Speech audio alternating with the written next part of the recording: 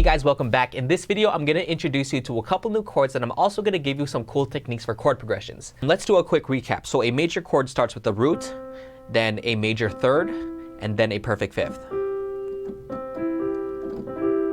A minor chord starts with the root, then a minor third, and then a perfect fifth.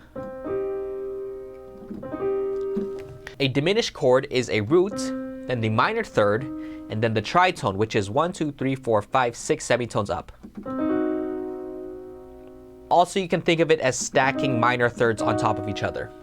An augmented chord is the root, and then the third, and then a minor 6, which is 1, 2, 3, 4, 5, 6, 7, 8 semitones up. And an easy way to think about this is two major thirds stacked on top of each other. A diminished chord is like a minor chord, but the fifth is lowered down 1 semitone. And an augmented chord is like a major chord with the fifth raised 1 semitone. We briefly went over diminished chords in the previous chapter, so if you remember, when we notate it, we use the minus sign. So if it's a D diminished, then it'd look like a D minus. And for augmented chords, we notate it with the plus symbol. So if it's a D augmented, it'd be D plus. When do you hear augmented chords? You're definitely not going to hear it in stuff like hip hop and trap and pop. You might hear it sometimes in jazz and R&B. This is a chord you'd hear in a cartoon when something mysterious is happening. Sometimes you might hear this in an old blues or soul song. Let's say we're in the key of C major, so a regular 5 chord would be major, but they like to do an augmented chord, just for the intro or something. And then they go into the regular stuff. Yeah, you're not going to hear this one often. I just wanted to show it to you, so in case you come across it, you're not too confused. For diminished chords, you can definitely hear them in a couple genres, something like trap or R&B or lo-fi jazz. For trap music, is really good if you want to create that dark sound, because that tritone is just really crunchy. In a regular major scale, that diminished chord is on the 7th. You're not going to hear this diminished chord used in a lot of major keys, but it's really good for minor keys. If we're in the key of D minor, the diminished chord is at the 2. Once again, experiment with chord progressions and see what you like. I really like it when it comes either before or after this minor 4. So if we go 1, then 2, that sounds really nice. Back to 1, or we can go 1, 4, 2, then 1. Maybe bring the 5 in there.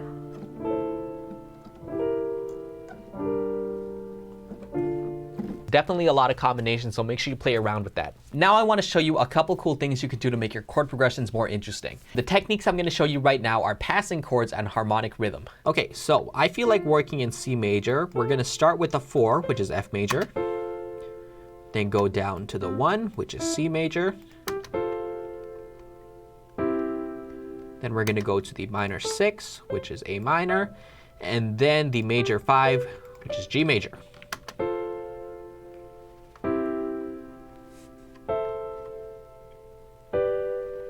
A passing chord is very similar to a passing note. It's a chord that you use to help move to another chord. I'm going to actually move these down an octave so we get this downward motion.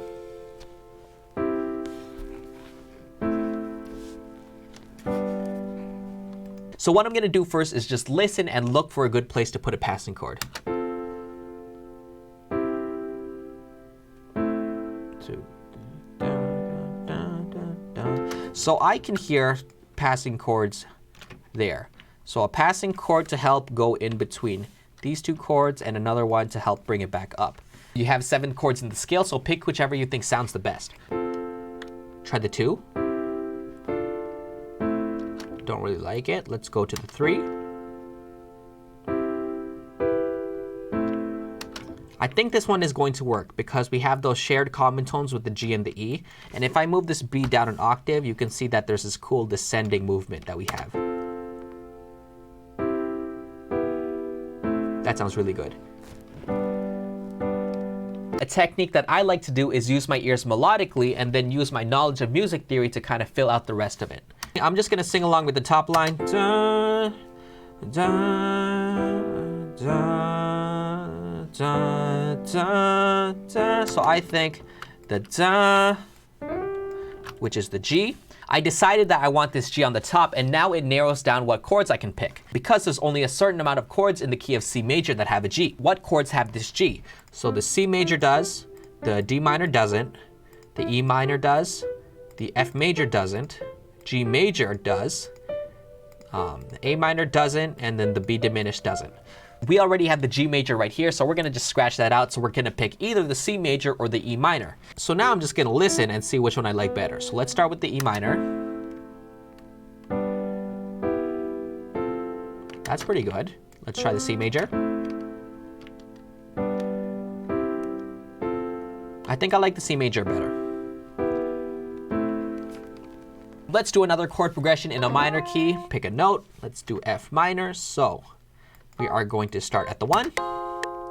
Let's move down to the major 6, which makes it a C sharp major.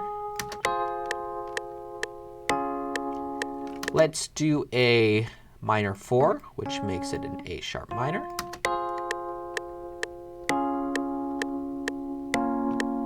And then we can do the minor 5, which gives us C minor.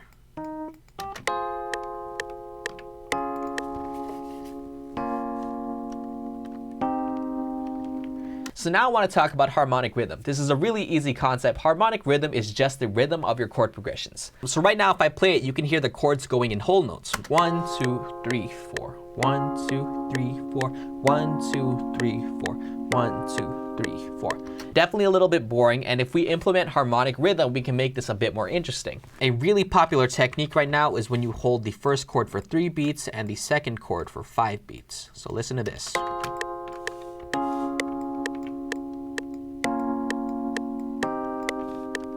Completely changes the bounce. Yeah, so there's pretty much endless possibilities. We can, make this half as long here, and then make this 6 beats long.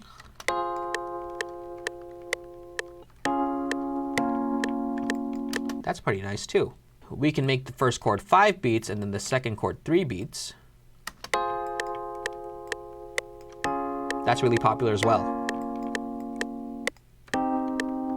Yeah, there's pretty much endless possibilities. This is a cool one.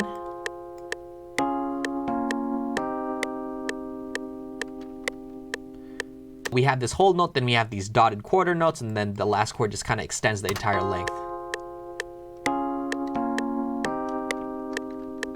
By the way, for harmonic rhythm, the fastest you want to go is 8th notes. Anything more than that is way too cluttered. Especially when chords are changing a lot, having something like 16th notes is way too much.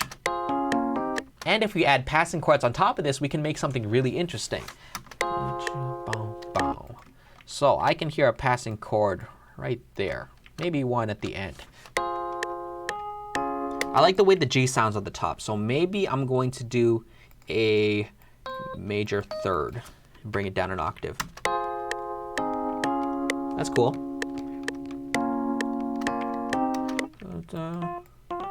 And I want that to be above it. So we have another, maybe it's another major 3rd.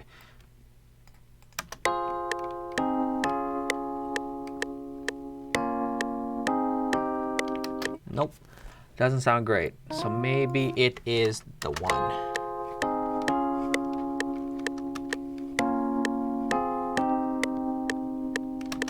And maybe one more passing chord right here.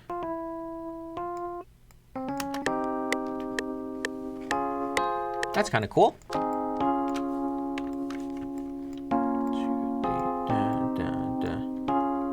There we go, much better.